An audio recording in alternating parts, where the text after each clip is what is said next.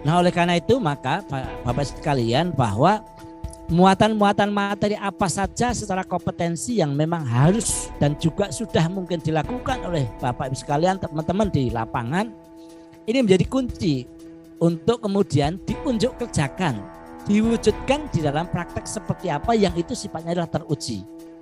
Teruji secara apa? Teruji secara praktek maupun teruji secara pengujian.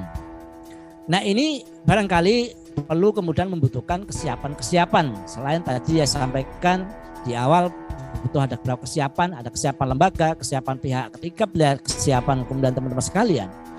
Nah, dalam aspek kesiapan-kesiapan ini tentu pemahaman-pemahaman praktek apa yang sudah dilakukan itu perlu diformulasi ke dalam tingkat kualitas tertentu. Kualitas minimal yang kemudian dipersyaratkan yang nanti akan diujikan. Apakah kemudian nanti Bapak sekalian ketika kemudian sertifikasi itu akan mampu memenuhi standar kompetensi yang kemudian dibutuhkan atau tidak.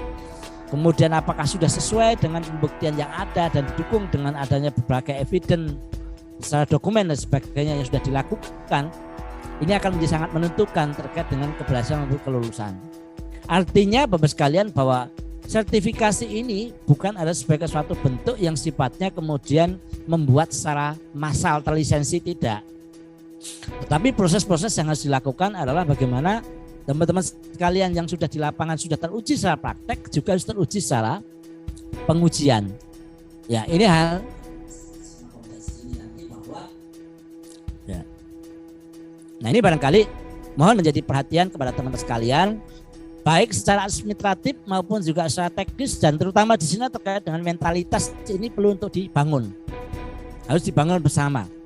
Ini seperti halnya nanti kemudian terutama juga terkait dengan kesiapan asesor dan sebagainya juga sama, harus membangun terkait dengan kesiapan-kesiapan. Asesor pun juga tidak sekedar hanya kemudian melakukan proses untuk assessment saja, juga harus melakukan persiapan-siapan. Baik sifatnya juga menyiapkan masalah instrumen dan sebagainya yang itu harus terbangun secara menyatu, dan termasuk juga sudah harus mengikuti bimbingan teknis penguasaan atas bidang kompetensi yaitu sertifikasi TPP itu sendiri.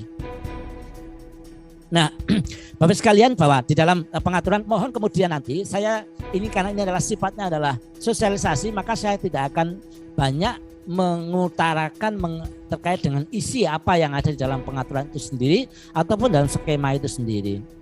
Karena nanti secara khusus nanti untuk narasumber yang akan bisa menyampaikan apa isi yang ada di dalamnya. Sehingga yang perlu kami sampaikan adalah bagaimana kita harus merespon, menyikapi atas persoalan itu, atas kesiapan itu, atas regulasi.